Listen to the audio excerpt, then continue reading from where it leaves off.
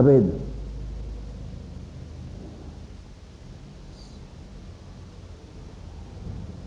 પછી શું કહ્યું? આગળ વધતા કહ્યું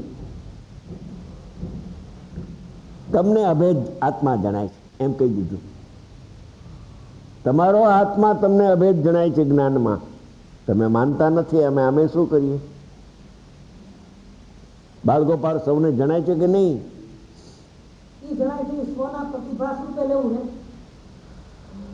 પ્રતિભાસને ન પકડો, જણાય છે બસ. પ્રતિભાસ કહેશો તો વળી પાછું એક સ્ટેજ કરવું પડશે કે ના એમ નહીં, જાણનારો જ જણાય છે બસ. પ્રતિભાસ થાય છે એ વાત સાચી છે, પણ જ્યારે ખરેખર જ્ઞાયક જ્ઞાનમાં અભેદપણે જણાય છે ત્યારે પ્રતિભાસ પ્રકાશક અને પ્રકાશ્ય એવો ભેદ રહેતો નથી. ભેદ રહેતો નથી, અભેદ થઈ જાય છે. કથનચિત અભેદ, જ્ઞાનને જ્ઞાયક કથનચિત અભેદ છે. અને ગુણ અને ગુણી એ સર્વથા અભેદ છે. અને જ્ઞાન નવું પ્રગટ થાય છે, સદુપયોગ, એ આત્માથી કથનચિત અભેદ છે. સર્વથા અભેદ ન થાય. અને કથનચિત અભેદ ન થાય, આનંદ ના આવે.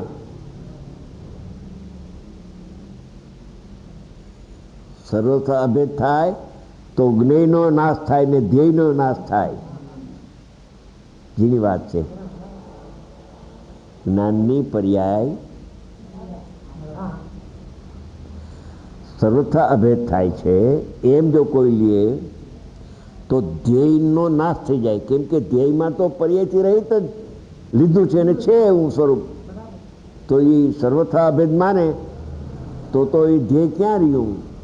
પર્યાય ભિન્ન ન રહી એની. સમજી ગયા? માટે ધ્યેયનો નાશ થાય. અને સર્વથા જ્ઞાનની પર્યાય જ્ઞાયકની સાથે અભેદ થાય તો પછી બીજી પર્યાય ઉત્પન્ન નહીં થાય.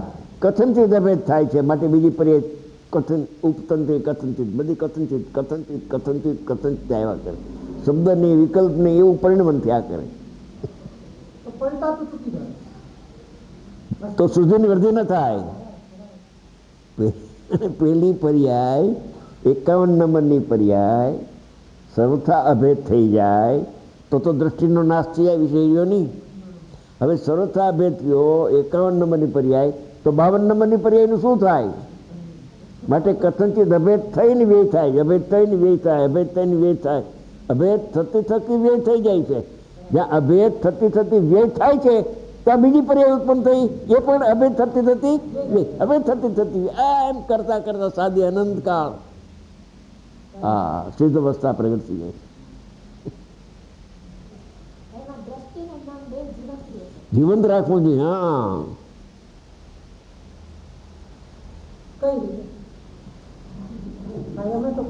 કઈ પૂછો એટલા માટે તો આવ્યા છો તમે મુંબઈથી.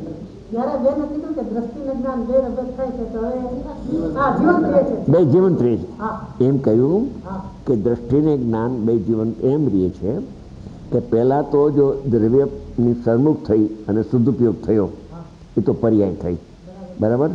અને એ સદુપયોગમાં ભગવાન આત્મા લક્ષણમાં પ્રસિદ્ધ થઈ ગયું, અનુભવ થઈ ગયો. હવે એ પર્યાય જો સર્વથા અભેદ હોય ત્રિકાળી દ્રવ્યથી તો ત્રિકાળી દ્રવ્ય રહેતું નથી. કેમ કે ત્રિકાળી દ્રવ્ય તો પર્યાયથી ભિન્ન જ છે. દ્રવ્ય પર્યાયને અડતું નથી. સમજી ગયા? અને એને તમે સહિત માનો તો શ્રદ્ધાની ભૂલ થઈ ગઈ. સમજી ગયા? હવે બીજું પડખું જ્ઞાનનું, જ્ઞેયનું. જ્ઞેય થાય છે ને દ્રવ્ય ગુણ પર્યાયથી અભેદ જ્ઞેય. તો સમયે સમયે જ્ઞાનની પર્યાય આત્મ સન્મુખ થાય છે, ત્રિકાળી જ્ઞાયકની સન્મુખ થાય છે અને અનુભવ થતો જાય છે. હવે અનુભવ થઈ, ઉત્પાદમાં અનુભવ થયો પણ ઉત્પાદ પાછો વ્યય થઈ જાય છે.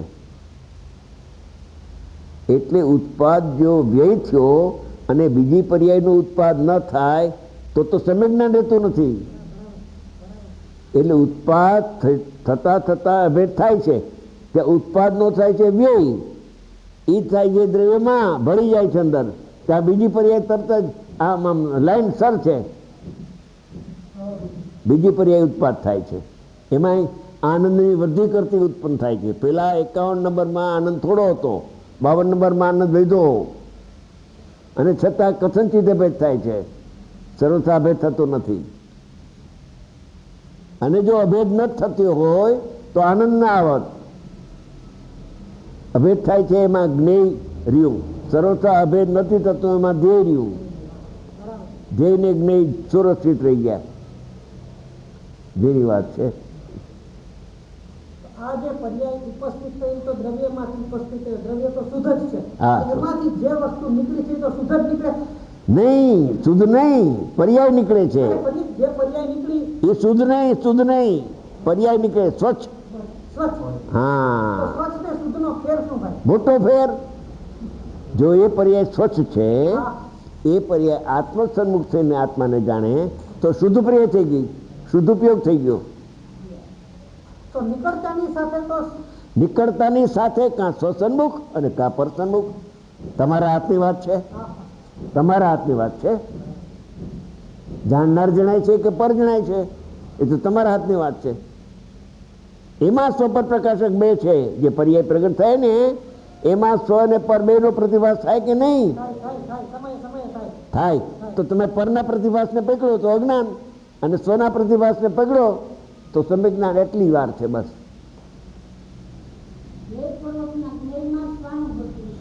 એમાં સ્વાનુભૂતિ છે. એકલા ધ્યેય ને એકલા જ્ઞેયમાં કાંઈ નથી.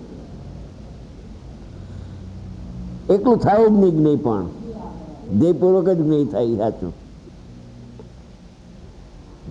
વિજ્ઞાન દ્રષ્ટિની જે આ પર્યાય અશુદ્ધ થઈ, હવે જ્યારે દ્રવ્યમાં ભળે છે પાછી, ત્યારે તો શુદ્ધ થઈને જ ભળે છે. પર્યાય ભળે છે એ શુદ્ધ ને ભેગી ન થઈ જતી અંદર. શુદ્ધની ઉપાધિ બહાર રહી જાય છે. શુદ્ધની ઉપાધિ છે એ વિશેષ છે. ઉત્પાદ છે એ સામાન્ય છે, અને સંવરની જરા છે શુદ્ધતા પ્રગટ થઈ વિતરાગતા. એ વિતરાગતા અંદર ન જાય, પર્યાય અંદર જાય, અને કેવળ જ્ઞાન થાય એટલે બધું જણાઈ જાય કે આ પર્યાય આ વિતરાગ ભાવની થઈ તે પર્યાય અંદર ગઈ ને ભાવ બહાર રહી ગયો, બધું જણાઈ જાય.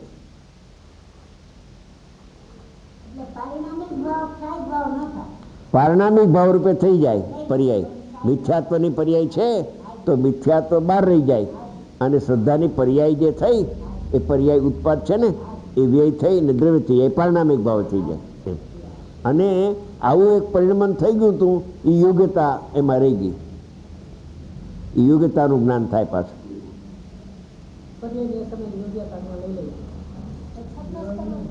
હે છદ્મસ ને થાય. હે શું કહ્યું? થાય એટલું કહ્યું મેં. જેવું જેનું જ્ઞાન ચોખ્ખું નિર્મળ હોય તો કોઈને થાય ને કોઈને ખ્યાલ ના આવે, ના આવે તો ના આવે.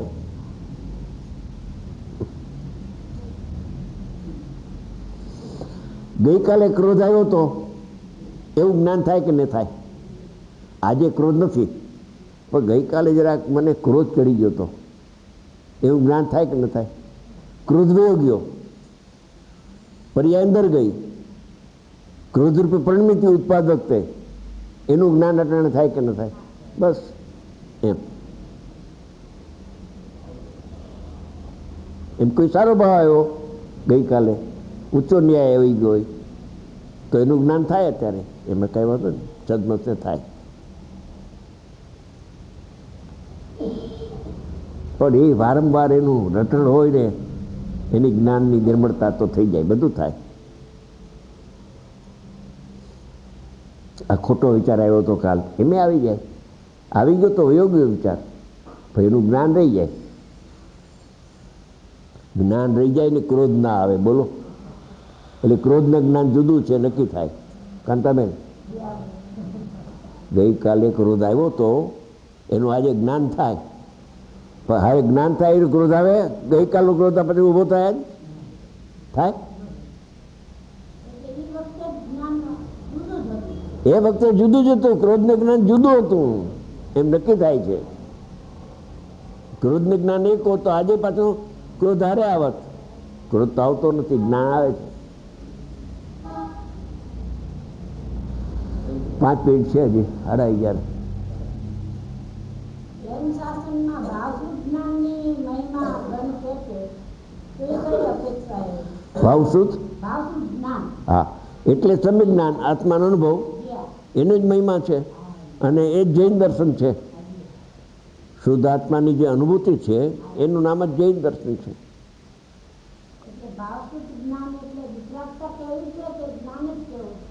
ભાવશુદ્ધ જ્ઞાન, શુદ્ધ જ્ઞાન એટલે અનુભવ જ્ઞાન, અતિન્દ્રિય જ્ઞાન. અતિન્દ્રિય જ્ઞાનનું નામ જ શુદ્ધ જ્ઞાન છે.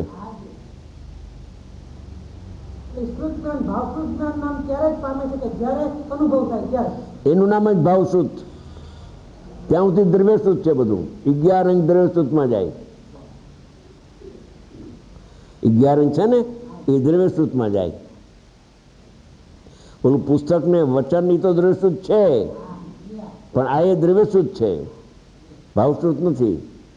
ભાવશુદ્ધ તો શુદ્ધ આત્માનો અનુભવ થાય એવી જે શુદ્ધ જ્ઞાનની પર્યાય પ્રગટ થાય આનંદવાળી, એનું નામ ભાવશુદ્ધ કહેવાય.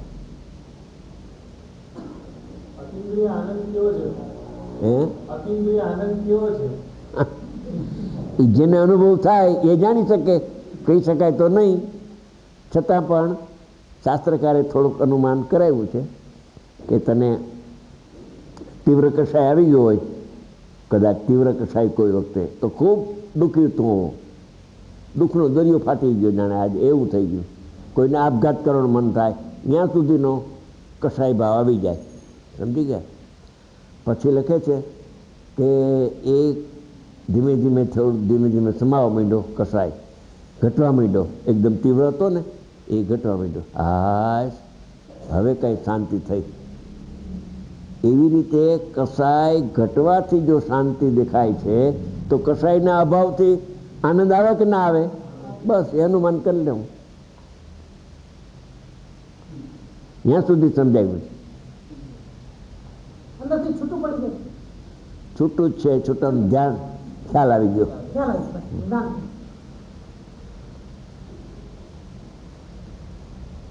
રાગ ને જ્ઞાન જુદું જ છે, એક થતા જ નથી. ભ્રમણા થઈ ગઈ છે. દેહ અને આત્મા એક છે, ભ્રમણા છે, બાકી છે ભિન્ન ભિન્ન.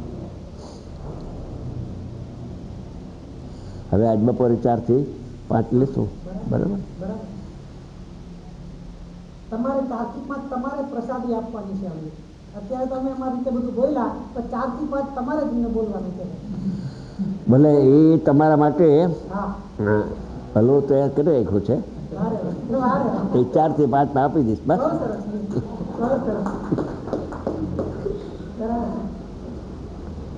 એમ વિચાર હતો કે પેલા એ લોકો પ્રશ્ન કરે, એનો ખુલાસો થઈ જાય અને પછી એમ માગણી કરે કે ભૂખ લાગી છે તો આપણે બદામનો આપશું, લોટનો નહીં. સર્વોત્કૃષ્ટ પાસેથી સર્વોત્કૃષ્ટ જ આવે.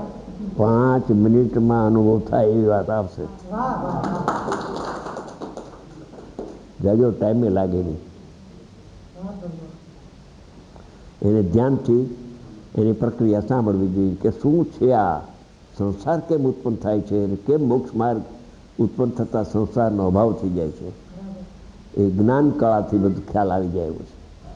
અને મનવાળું પ્રાણી છે ને, મનવાળા પ્રાણીને કોઈ કેનાર મળે તો એનો ખ્યાલ એ આવી શકે છે. એનો વિચાર કરે આમ કેવા માગે છે એમ. એ વખતે એને આડાવડા બધા વિચારો બંધ કરી દેવા જોઈએ. પોતાનું વાંચેલું ગોખેલું બધું હોય એ જ્યારે ડિપોઝિટ રાખવું કે આ શું કહે છે, આ બપોર લેશો આપણે.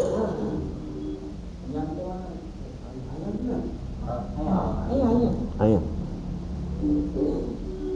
વાત જગ્યા નાની છે એટલે સમાય નહીં બધા, એટલે આજ તો આ જગ્યા આપણી છે જ.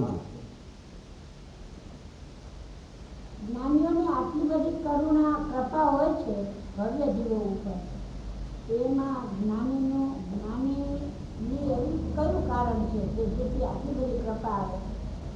જ્ઞાની બધા જ્ઞાનીઓને આટલું નથી હોતું, અંદરમાં કોઈ બધા જીવોને પ્રત્યે કેમ કૃપા? એનું કોઈ એવી યોગ્યતા, કરુણાનો ભાવ, એની યોગ્યતા છે. કરુણાનો ભાવ આવે અને કરુણાનો ભાવ આવે અને સામે પાત્ર હોય તો એ વાણી ખરી જાય છે. બસ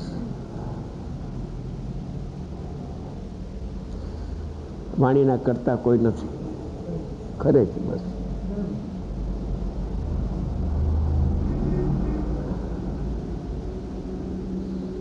તમે તો સમય કોઈ તમારા માટે છે ને જેને કહેવાય અવર્ણનીય.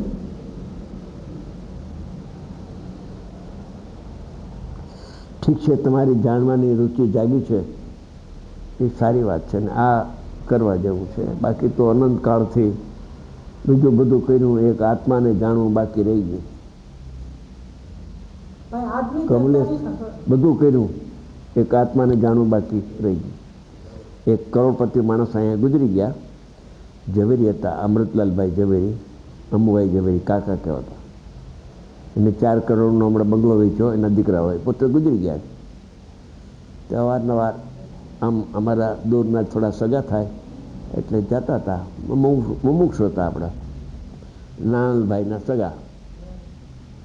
તો પછી એમ કહેતા હતા કે લાલચંદભાઈ મેં બધું કર્યું પણ આ એક બાકી રહી ગયું છે મારું કામ.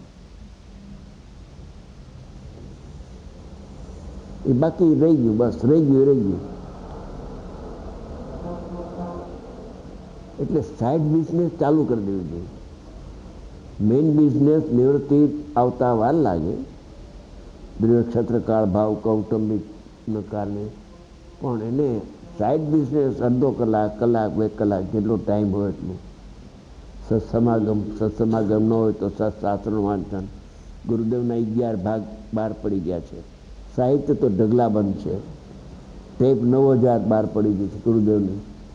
ટેપ સાંભળવી, સમજી ગયા, એના ઉપર વિચાર કરવો, થોડો ટાઈમ તો કાઢવો જોઈએ પોતા માટે. તમારા અંતરની વાત છે, પોતાની છે કે અમે પોતે વ્યવસાય ચાર્ટર્ડ એકાઉન્ટન્ટ છીએ, હા બરાબર. અમારા ધંધાની પ્રવૃત્તિ મુજબ સાચું ખોટું સલાહ બલા બધી વસ્તુ કરીએ છીએ, બરાબર. અંદરથી એમ થાય છે કે આ ખોટું છે, છતાંય વર્તમાનમાં એ વસ્તુ ચાલુ છે. એટલે જેટલું જો અકર્તાનું આવવું જોઈએ નથી આવતું. અકર્તાનું જ્યારે જોર આવશે ત્યારે એમાં ફેરફાર થઈ જશે. બસ